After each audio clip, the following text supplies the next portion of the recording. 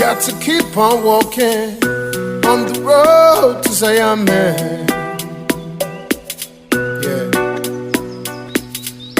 Got to keep it burning on the road to Zion, man.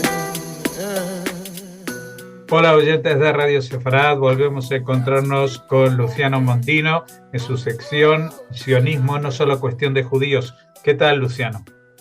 Hola Jorge, ¿qué tal? Muy buenas tardes. Bueno, evidentemente tenemos que seguir hablando de lo que sucede con Israel. Inevitable. Iba a decir en la guerra en Gaza, pero es que es una guerra en todos los frentes, aunque no estén así declarados, ¿no? Pero claro, ya van a ser casi 6 meses. Israel no da el brazo a torcer de una tregua definitiva, que sería un reconocimiento de una derrota. Pero tampoco se ve una salida y bueno, en algún momento llegará este final de la guerra. ¿Y cómo será? Sí, efectivamente. De hecho, bien señalabas cuando dijiste lo de los frentes, eso es algo que siempre se ha hecho mucho hincapié desde el 7 de octubre, que Israel primero no está enfrentando solo a una organización terrorista, sino también a una ideología que lamentablemente es mayoritaria en la Franja de Gaza y que tiene repercusiones en el mundo islámico, no solo por la sensibilidad que tiene la causa palestina y su uso muchas veces también muy histriónico, muy político, especialmente en países de mayoría árabe musulmana, sino también por cómo la causa palestina ha sido utilizada por canales y por grupos que fomentan y practican el terrorismo y ese yihadismo integrista que amenaza no solo a Israel, sino también a muchas poblaciones árabes del Medio Oriente y del Oriente Próximo, como en el caso de los hermanos musulmanes, que son una amenaza muy peligrosa también para los estados árabes o el propio Irán. ¿Cuántas veces vimos que Irán, a través de sus proxies, muchas veces dirime cuestiones internas de su política nacional y utiliza a Israel a través de sus proxies, insisto, en el caso de Hamas en la Franja de Gaza, Hezbollah en el Líbano, los hutíes en Yemen, para atacar el Estado judío y ahí encontrar algún rédito político, insisto, no solo a nivel nacional, sino también a nivel regional. Con los palestinos sucede exactamente lo mismo. Muchas veces las disputas entre Hamas en la Franja de Gaza con sectores de la autoridad palestina o Fatah también se dirimen, como también con la yihad islámica, también se dirimen en ataques al Estado judío, el ataque hacia las poblaciones civiles del Estado de Israel. ¿Qué sucede con esto? Cuando hablamos de frentes, no hablamos solamente de la Franja de Gaza. Estamos localizados en una guerra que nos lleva a prestar atención a las poblaciones del sur del Estado de Israel y también a la Franja de Gaza, pero necesariamente también tenemos que estar mirando lo que sucede en la frontera norte con Hezbollah, con la organización terrorista chiita libanesa, que es un proxy de Irán, también con los hutíes en Yemen, también con las milicias chiitas que actúan en Siria, donde tiene una importante participación a través de bases navales e intervención militar y de asociación con Irán, la Federación Rusa, es decir, la Rusia de Vladimir Putin, que también moldea el Medio Oriente como un escenario para, de alguna forma, disputar el poder contra la OTAN en general, pero contra Estados Unidos en particular, y por supuesto también las milicias en Irak, que hablábamos mucho de esto hace unos programas atrás, esas milicias que Irán fomenta y que de alguna forma ponen en jaque también a muchos de estos gobiernos o monarquías árabes sunitas que empiezan a ver cómo sus sociedades son amenazadas por estos grupos o estas revueltas que siempre Irán intenta incendiar para sacar rédito político y también religioso en su disputa dentro del mundo islámico entre chiitas y sunitas. Pero todo este escenario que es bien complejo y que a priori nos muestra que hay muchos actores, muchas veces con alianzas y jugadas que son muy poco nítidas y a veces muy contradictorias entre sí. En el Medio Oriente hay una frase que Churchill decía o que se le adjudica a Churchill que se refería al Medio Oriente como una región que produce historia, produce mucha más historia de la que es capaz de contar y asimilar. Y lo que vemos en la Franja de Gaza es justamente esto. Estamos viendo elementos y actores que son muy disímiles entre sí y que de alguna forma forman parte también de todo este tablero político y estratégico que se desenvuelve en el Medio Oriente desde el 7 de octubre. Una de estas piezas, por supuesto, es Estados Unidos. Hay un elemento que creo que es fundamental y es una estrategia que el presidente Joe Biden ha desarrollado en Medio Oriente que es cuestionada y de hecho personalmente creo que es muy problemática desde el ataque del 7 de octubre que perpetró la organización terrorista Hamas. La embestida de Hamas ese día demostró que Israel ya no puede de forma solitaria contener a enemigos, Hamas, Hezbollah y sobre todo Irán, que de alguna forma está luchando para reducir sus capacidades, pero no puede llegar al fondo para eliminar definitivamente esas amenazas. Acá hay una de las tantas diferencias que ha marcado la administración de Joe Biden, el gobierno de Estados Unidos, con el gobierno de Jerusalén. Entiendo que es la cuestión de Irán. Para los Estados Unidos no hay una percepción de Irán como amenaza próxima. No es la misma percepción que tiene Israel y muchos de los estados árabes en general, pero las monarquías del Golfo en particular, quienes ven a Irán y su brazo armado nuclear y sus proxies obviamente como elementos verdaderamente complicados, como un tumor en todo el Medio Oriente, que acecha ya no solo la estabilidad y la existencia de Israel, a quien ha amenazado con borrar del mapa, siempre son muy recordadas las espantosas declaraciones del presidente Ahmadinejad, sino también aquellos estados árabes que en los últimos años han normalizado las relaciones o comenzado a abrir sus canales diplomáticos con el Estado de Israel. Esto en Estados Unidos no se percibe de la misma forma. Hace muy poco tiempo, Irán iba a ser recompensado con la liberación de los depósitos bancarios que Estados Unidos había congelado desde la caída del Shah, es decir, antes de que los ayatolás, la Revolución Islámica de Irán, asaltara, tomara el poder con los clérigos en 1979 y la relación con Occidente en general, pero con Estados Unidos en particular, se volviera o entrar en una fase de deterioro muy progresivo, con altibajos, pero que empezó a complicarse verdaderamente cuando Irán se consolidó como una potencia, o por lo menos una potencia regional que empezaba a escalar su posición nuclear a través ya no solo del enriquecimiento de uranio. Muchas veces hay una mala interpretación de lo que es la amenaza nuclear de Irán, que se focaliza solamente en la capacidad de enriquecer uranio, pero deja de lado otros elementos como la producción local de misiles y también de ojivas nucleares y toda una industria nacional bélica que es lo suficientemente fuerte para que el día de hoy Irán esté asistiendo a Rusia con tecnología militar o a través de presencias de las Guardias Revolucionarias y de las fuerzas Quds que están instruyendo en cómo utilizar, por ejemplo, los vehículos no tripulados, que son los drones, para atacar zonas de Ucrania y, por supuesto, también atacar objetivos de Estados Unidos e Israel en el Medio Oriente, sino también instruyendo a todo el ejército de Rusia en todo un tipo muy novedoso de nuevas tecnologías que eran utilizadas en el Medio Oriente y que hoy son utilizadas en la guerra europea.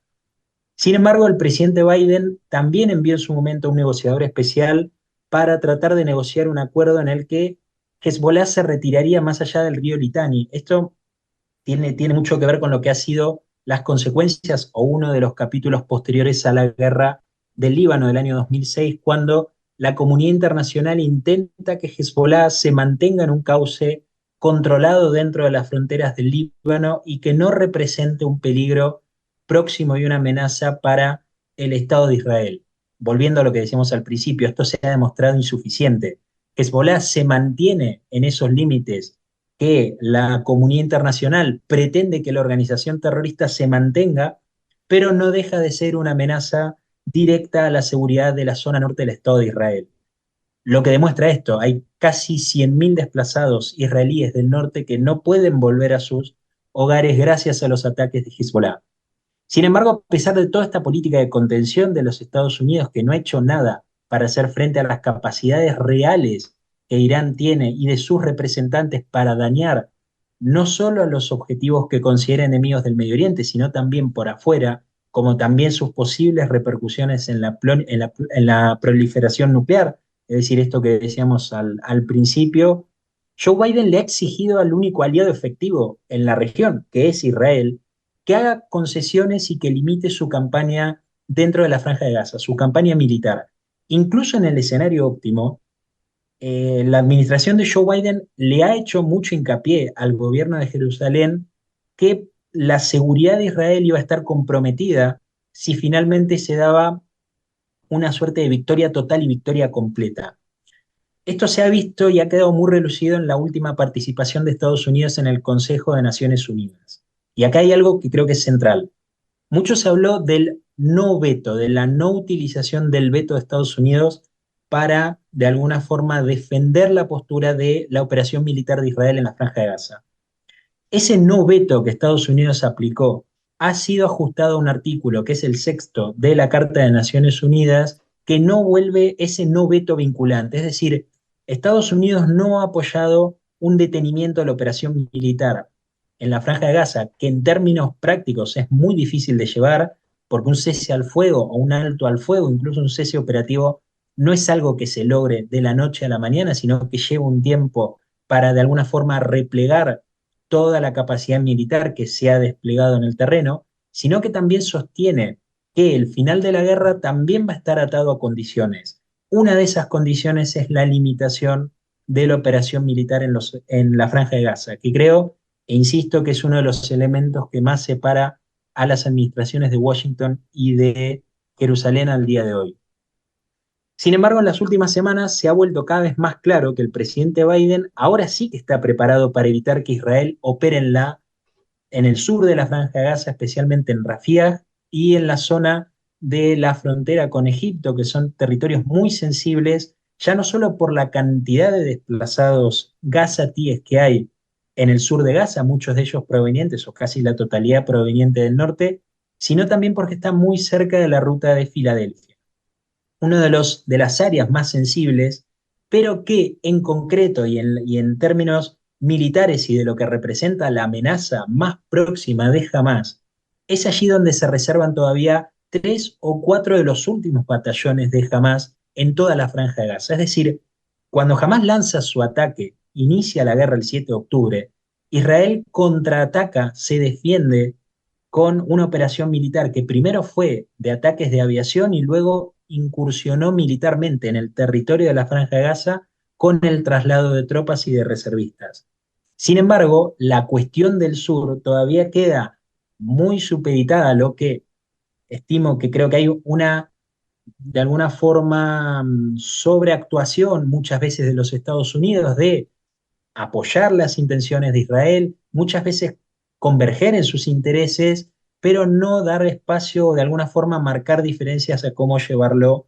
a cabo. No ingresar en Rafah, dando tiempo a que jamás no solo se reorganice, como ya ha ocurrido en zonas del norte, especialmente en el hospital Al-Shifa, que fue el cuartel general de Hamas durante mucho tiempo, que Israel logró entrar, logró desbaratar, incluso eliminar a muchos jerarcas de Hamas que allí adentro operaban, detener y eliminar a cientos de terroristas de Hamas que se refugiaban en los túneles debajo de la estructura sanitaria, que es el hospital más grande de la Franja de Gaza. Toda esa operación tuvo un vuelco cuando hace muy pocos días Israel, las fuerzas de defensa de Israel, tuvieron que volver a entrar en el hospital Al-Shifa para volver a tomar control de un cuartel general que por lo menos a priori se creía que Israel había controlado. La guerra de Hamas contra Israel ha demostrado, más allá de toda duda que pueda plantearse,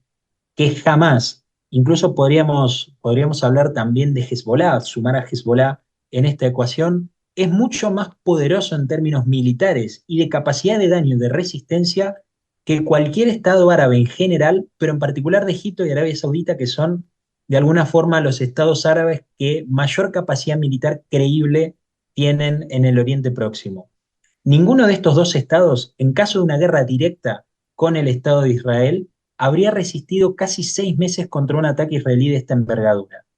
Egipto, por ejemplo, ha sido incapaz en los últimos 20 años de eliminar la presencia del Estado Islámico, es una constelación que hay entre el ISIS, Al-Qaeda, en las zonas del Sinaí, ni siquiera con la ayuda militar y de inteligencia del Estado de Israel. En las últimas 4, por lo menos en los últimos 30 o 40 años, Arabia Saudita ha sido derrotado militarmente y políticamente en sectores como en el caso del Líbano, donde Hezbollah se sabe que domina y ha arruinado la vida de los libaneses, obligando a cesar muchas veces la ofensiva militar contra los hutíes en Yemen, otro escenario que a Arabia Saudita se le ha complicado y se le ha complicado mucho, especialmente cuando desde el año 2015 encabeza toda esta coalición árabe para enfrentar y para limitar a una organización terrorista, una guerrilla terrorista, que ha sido ahora muy pública de alguna forma por los ataques en el Mar Rojo, pero que en Yemen viene siendo un actor de importancia en la guerra civil yemení y que se sabe que es también un proxy de Irán. Es decir, Arabia Saudita, que es quien de alguna forma disputa mano a mano el poder contra Irán dentro del mundo islámico, está perdiendo en muchos escenarios claves ese mano a mano que juega con el gobierno de Teherán. Biden en todo este contexto promete como recompensa, si en el caso que Israel pudiera ceder algún tipo de concesión mayor, ya no solo a Hamas, sino también revitalizar la cuestión palestina. Por eso las últimas visitas de Anthony Blinken a Medio Oriente han hablado sobre esto, han profundizado mucho más sobre la necesidad de un Estado palestino antes que las cuestiones militares operativas que precisa, insisto, el Estado de Israel, pero también los aliados árabes de la zona. Una de las concesiones o una de las promesas que Estados Unidos plantea es la normalización con Arabia Saudita.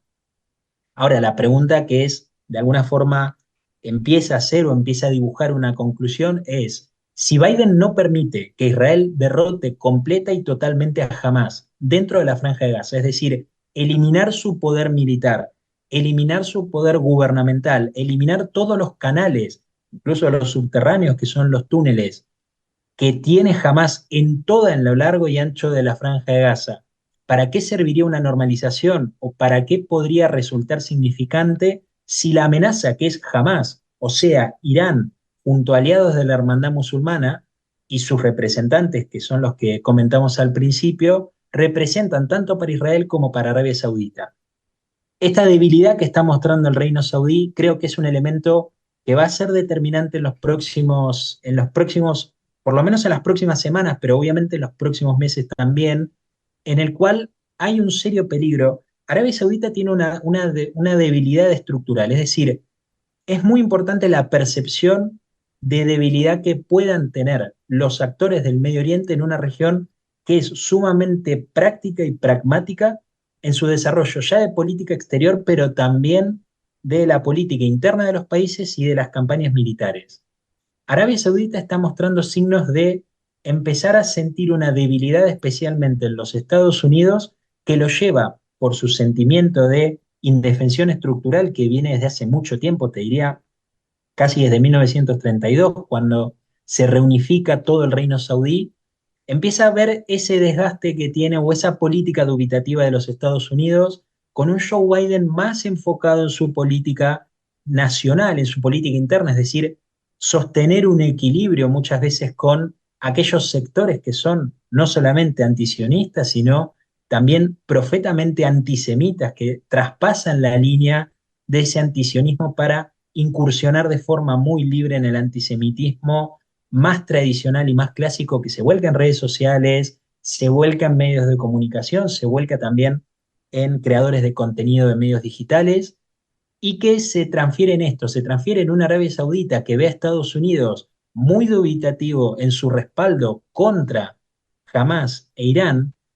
Y el problema es si Arabia Saudita no puede empezar, así como ha coqueteado muchas veces con China y con Rusia o con Irán a principios del 2023, empezar a adoptar un peligroso planteo, una peligrosa propuesta de si no puedes contra ellos, únete a ellos, o si no puedes vencerlos, únete a ellos. Al igual que lo hizo Jordania al comienzo de la Guerra de los 6 días. Jordania fue uno de los más pragmáticos a la hora de tratar con el Estado de Israel durante el siglo XX. Sin embargo, cuando se sintió obligado a unir fuerzas con Egipto, que estaba empeñado en destruir al Estado de Israel, bombardeando incluso zonas de Jerusalén y otras áreas dentro de Israel, con la esperanza de perder incluso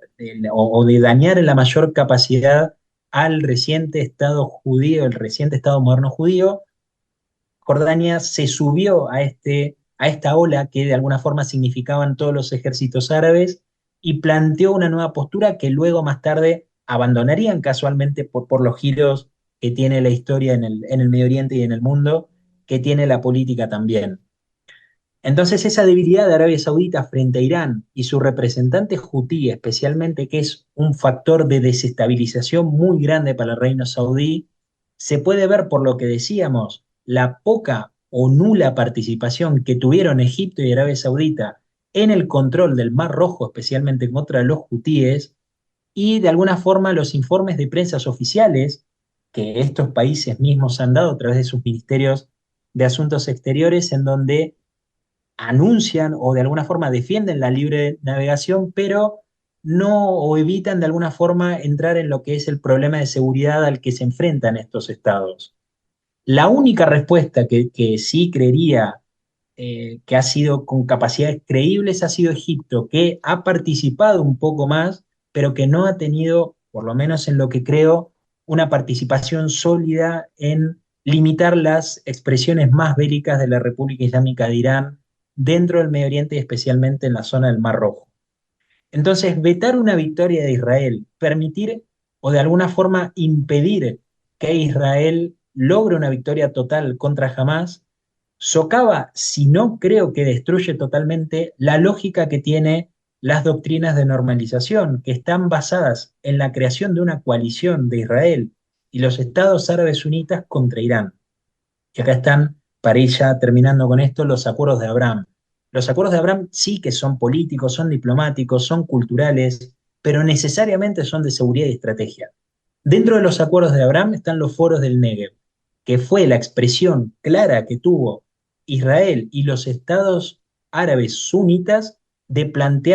contra la expresión más ambiciosa de Irán, que no solo es militar convencional, sino también nuclear. Esa capacidad de daño que Irán tiene es lo que movilizó también a todos los estados árabes a formar una coalición liderada también por Estados Unidos, aquellos líderes árabes pragmáticos, en el caso de Arabia Saudita y Egipto, y que hoy correrían en un planteo, en un panorama que creo poco probable, pero que creo que es posible, que existe, que siempre hay que dejar un margen, aunque sea menor, para que estas cosas, si terminan ocurriendo, que no termine siendo una sorpresa, en donde estos estados que hace muy poco tiempo firmaban una normalización y una coalición para enfrentar a Irán, no terminen aliándose en este peligroso lema del si no puedes contra ellos, únete a ellos, terminar firmando un acercamiento como con Irán, con la República Islámica de Irán, como Arabia Saudita intentó a principios del 2023 con la mediación a través de China. Y con esto ya cierro. Hay un argumento humanitario que es el que más utilizan para oponerse a la entrada de Israel en Rafah, incluso conociendo que allí hubo secuestrados israelíes, incluso conociendo que Hamás opera y opera también en los campos de refugiados. Aquellos que argumentan o que traen a colación los argumentos en teoría humanitarios para impedir que Israel opere dentro de Rafah, yo preguntaría si consideran cuántos palestinos, israelíes, saudíes, jordanos, libaneses, egipcios perderán la vida en los combates posteriores que se van a dar en caso de una victoria de Hamás. Después de todo, Israel no está enfrentando solamente a Hamás. Israel enfrenta también a la República Islámica de Irán y a los hermanos musulmanes. Dos elementos perturbadores de la paz en el Medio Oriente para Israel y también para los estados árabes, que saben que una victoria de Hamás es una victoria de Irán. Bueno, sin duda el análisis es profundo porque las circunstancias así lo exigen. Estamos en esa fase de la guerra que parece estancada, al menos en las operaciones en el sur de la franja, y estas son Uh -huh. los pensamientos o los análisis que se pueden dar sobre este tema bueno, a ver si existe alguna otra salida, porque